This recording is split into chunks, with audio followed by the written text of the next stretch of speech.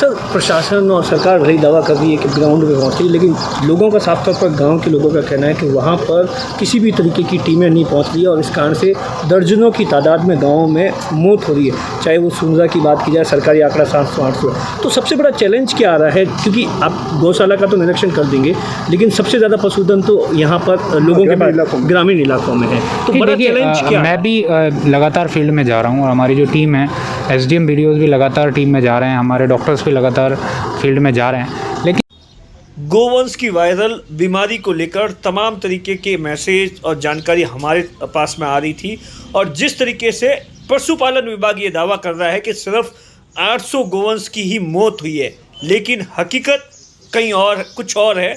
जब हमने यहाँ आसपास के इलाकों में विजिट किया और उसके बाद में जब आज सुबह 11 बजे के आसपास बाड़मेर के ज़िला कलेक्टर लोकबंधु गौशाला का निरीक्षण करने के लिए पहुँचे, तो हमने आपके हिस्से के वो तमाम सवाल पूछे जो कि आप हमें मैसेज के दौरान बता रहे थे कि किस तरीके से गांव में ढाणी में किसी भी तरीके का इलाज नहीं मिल पा रहा है। सरकार जो दावा कर रही है, हकीकत कुछ और है।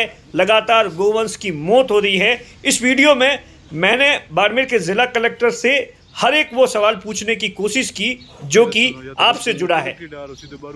बाड़मेर के जिला कलेक्टर लोकबंधु ने बातचीत करते हुए कहा कि सबसे बड़ा चैलेंज है कि इस बीमारी का कोई प्रॉपर ट्रीटमेंट नहीं है, लेकिन उसके बावजूद भी हम ये कोशिश कर रहे हैं, लोगों को जागरूक कर रहे हैं। जो अभी हमारे पास में मेडिसिन अवेलेबल है उसी से इस रोग पर काबू पाने की कोशिश कर रहे हैं, क्योंकि सबसे बड़ी जिस तरीके के लगातार मौसम में नमी है, तो ये आने वाले दिनों में भी चैलेंज होगा।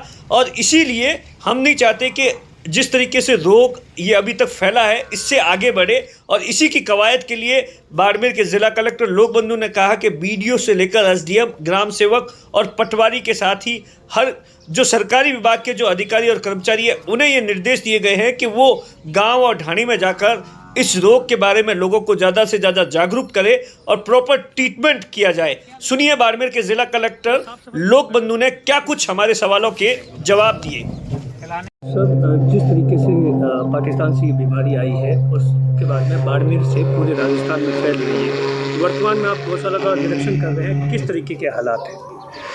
देखिए, अभी आपने जैसे यहाँ देखा कि यहाँ प्रेवलेंस काफ़ी कम है इस गौशाला में, लेकिन कुछ गौशालाओं में इसका प्रेवलेंस है। जैसे इससे पहले हमने भोपाल गौशाला देखा, वहाँ थोड़ा ज़्यादा है। तो ये जो डिज़ीज़ है ये गुजरात में भी है, राजस्थान में भी है और कई स्टेट्स में फैल चुकी है। एक वायरल डिज़ीज़ है जिसका अभी तक कोई नॉन वैक्सीन नहीं है या कोई स्टैंडर्ड इसका प्रोटोकॉल ट्रीटमेंट नहीं है, सिर्फ सिम्टोमेटिक ट्रीटमेंट है। और उसी के बेसिस पे अभी गवर्नमेंट ने मेडिसिन भी अवेलेबल करा दी हैं और हमने 25 टीमें इसमें मोबाइल टीमें बनाई हैं जो कि डिस्ट्रिक्ट लेवल से अलग अलग जगह जा रही हैं। इसके अलावा ब्लॉक स्तर पे भी कंट्रोल रूम और ब्लॉक स्तर पे भी टीमें गठन की गई है। और जो हमारे 70 जो एसवीओ और वीओ हैं, उसके अलावा 175 के आसपास जो पशुधन सहायक हैं, सभी इस समय फील्ड में हैं।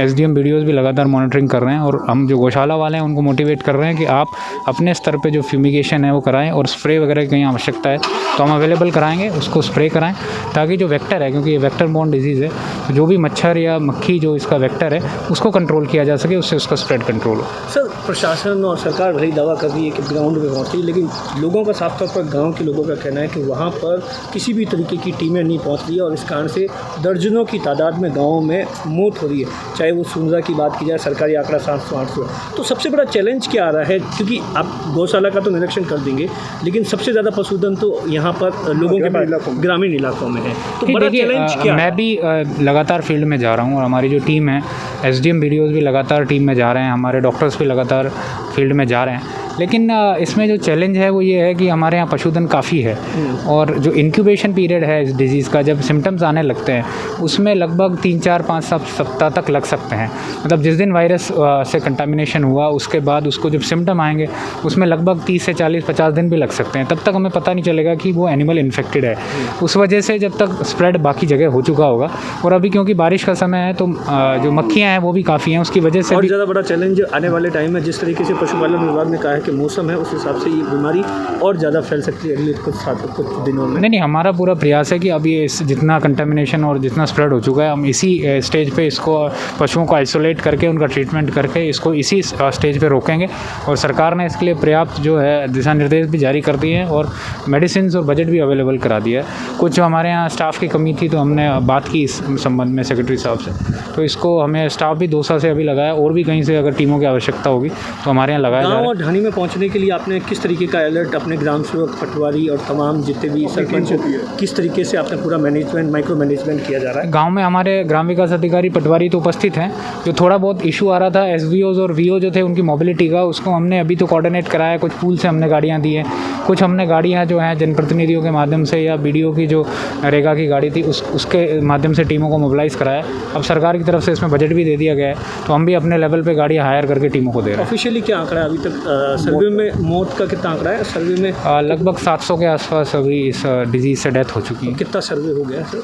और सर्वे जो भी अफेक्टेड एरियाज़ थे उनमें एक बार सर्वे कर लिया गया है, लेकिन जैसा मैंने आपको बताया सिम्टम्स आने में टाइम लगता है, तो अब जैसे भी नया आ रहा है उसमें अफेक्टेड एरिया के लोगों से क्या कुछ अपील है इस बीमारी को, क्योंकि बिना गांव के लोगों की मदद के आपको काबू पाना प्रशासन अकेले के लिए संभव नहीं है। गाँव के लोगों से मैं लगातार यही अपील कर रहा हूँ, जो भी पशुपालक हैं, अगर उनके पशु में इसके सिम्टम्स आ रहे हैं तो हमारा कंट्रोल रूम ब्लॉक स्तर पर बना हुआ है, जिला स्तर पर बना हुआ है। साथ ही जो भी हमारी टीमें हैं उनके नंबर भी हमने वायरल किए हुए हैं, ऑर्डर में नंबर भी डाले हुए हैं, साथ में ब्लॉक स्तर पर भी जो टीमें बने नंबर डाले हुए हैं। लगातार आप उन टीमों को कॉल करके बुलाइए, वो टीमें जो दवाइयाँ सिम्टोमेटिक ट्रीटमेंट है वो देंगी। पशु को आइसोलेट रखें ताकि दूसरे जो पशु हैं वो कंटेमिनेट उनमें नहीं हो, उनमें वायरस नहीं जाए।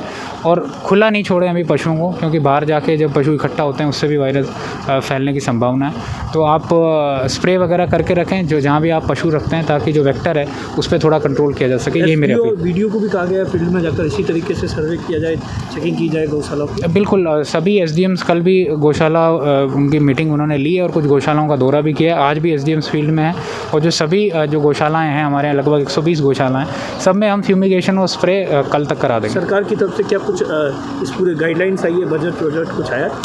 नहीं, बिल्कुल सरकार ने कल सीएस मैम ने भी इसकी वीसी ली थी और मैम ने निर्देश दिए मीटिंग लेके कि जो भी बजट की रिक्वायरमेंट है वो दिया जाए। पहले भी हमने डिमांड की थी, हमें बजट मिला था।